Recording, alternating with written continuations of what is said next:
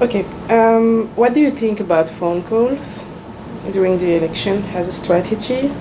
Well, one thing you see a lot of these days are what we call robocalls, which are automated phone calls. They're very cheap. They're done on a mass basis. In the presidential primaries this year, the Romney campaign in particular would come into a state where they didn't have an organization, and it was a very inexpensive way to reach a lot of voters, but it's not very effective.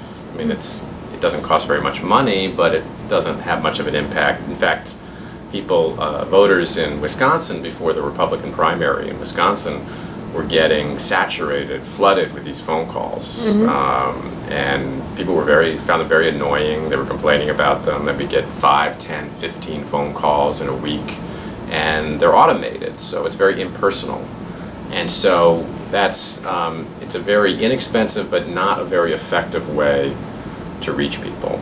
Usually they have a message, sometimes a recording, or contain almost like an advertisement, but it's very impersonal, and I think most people who study this, the more personal the contact, the more effective it is.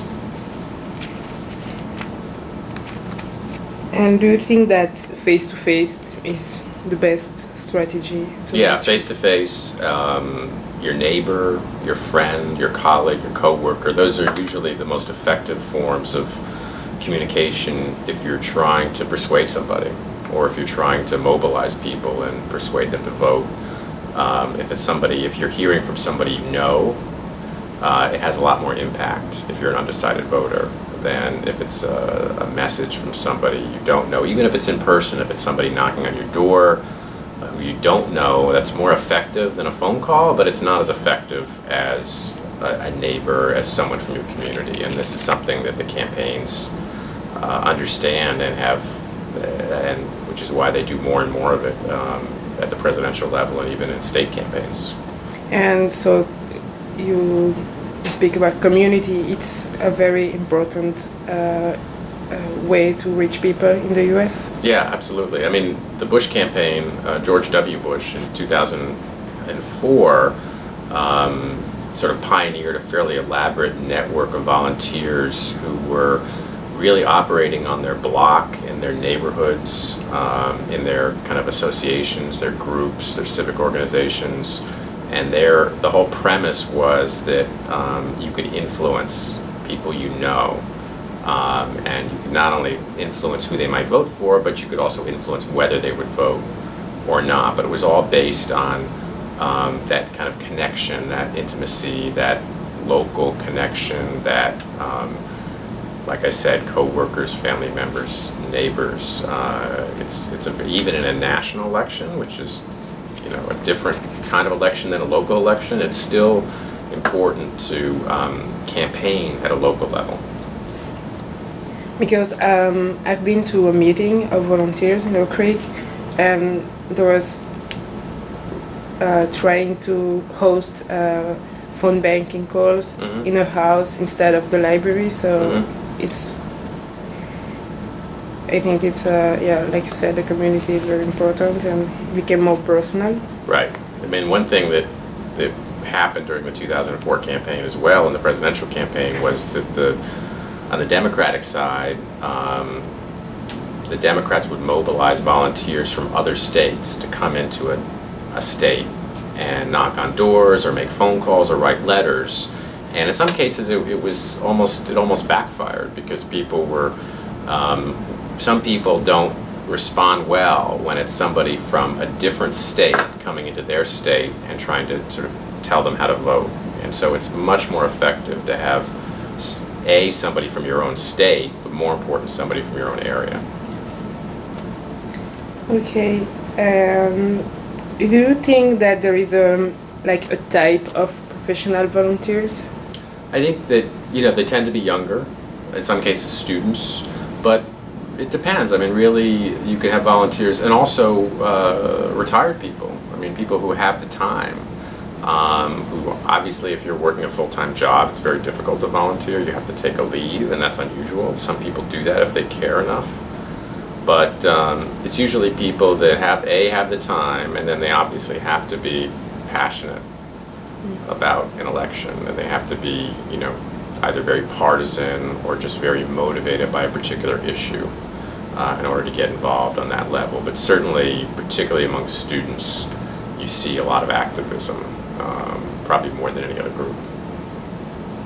And can you make a difference between professional volunteers and non-professional ones? Well, I guess the term professional volunteer is almost like a contradiction, right? Because if you're a volunteer, you're doing it without pay, or you're doing it because you're motivated by an issue. You're motivated by your values, your feelings, your interests. There are situations where where a campaign pays people to go door to door, to gather petitions, to make phone calls. And in many cases, they're people that they're just doing it because they're being paid. They're not doing it because they care about the issue. So that's obviously more expensive, and it's probably not as effective because the people that are delivering the message aren't people that either care or have the depth of knowledge. They're doing it basically to earn some money. Mm-hmm. Okay. So in Oak Creek, I met a girl, 23 girl, and she is a student, and she's taking a semester off to get involved in the campaign. So it's usual to see that because we don't have that in Belgium. People. It's not common, but you do see it. I mean, people. Also, if you're a student and you're so interested in politics, you know that you want. Maybe after you graduate, you want to be involved in politics. So one way to kind of get your foot in the door is to do that, is to take some time off, volunteer for a campaign. You establish relationships with people who are in politics professionally. You build up a resume, you gain that experience. And so, particularly the presidential elections only happen every 4 years. So it's kind of a one-time opportunity. If you're spending 4 years in college, that's your one chance to have that experience. So it makes sense to take some time off to do it, and then so you do see that. It's not something most students do, but it's not strange to do. And so I've heard that there has been a recall in Wisconsin. Yes. It was like a big issue. Yes. And the Democrats lost it. Yes. And what are the strategy now for the U.S. election? Is kind of related or not? Well, that's a good question. We had this big recall election in June, and it got a lot of national attention because it's very unusual to have a recall election for a governor of a state. This was only the third time in the history of the country it's happened. And also it's happening in Wisconsin, which is an important battleground state in the presidential elections. So it got a lot of national attention. People wondered whether the result of the recall would be kind of a signal, either of how the November election would go nationally, or even how the state of Wisconsin would vote in November, being an important electoral state. And the Republicans won. They won by 7 points. So it was a big victory for the Republicans, but it's really unclear what the victory means for November because it was such a special circumstance. And it's possible that some people who voted against the recall and voted for the Republican weren't necessarily voting on the issues, but were voting because they didn't like the recall process. They thought it was sort of unfair or inappropriate to cut short the 4-year term of a governor before it's over. And so actually President Obama, a Democrat, has actually been leading in the polls in Wisconsin, even though a Republican governor won this big election in June. So clearly there are some voters who voted for the Republican governor in the recall fight, but who say they favor Obama, the Democrat, over the Republican Romney in November. But it's going to be very competitive. Yeah.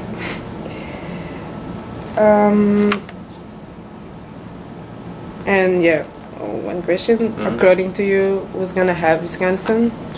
Well, I think right now, I think President Obama has the advantage because Wisconsin, even though it's a very competitive state, has voted Democratic 6 elections in a row, going back to Reagan was the last Republican that won Wisconsin, Ronald Reagan in 1984 in a presidential election. But it's been very close. And so President Obama had a great, unusually large victory in Wisconsin in 2008. He won by 14 points, which is pretty remarkable for a swing state. He's not going to do that again this year. It's going to be much, much closer. But right now, I think he has the advantage, but it's not a certainty at all that he'll win the state. But it's the state, I think he's doing a little bit better in Wisconsin than he's doing nationally overall. Okay, so that's all. Okay. Yeah, thank you. Okay.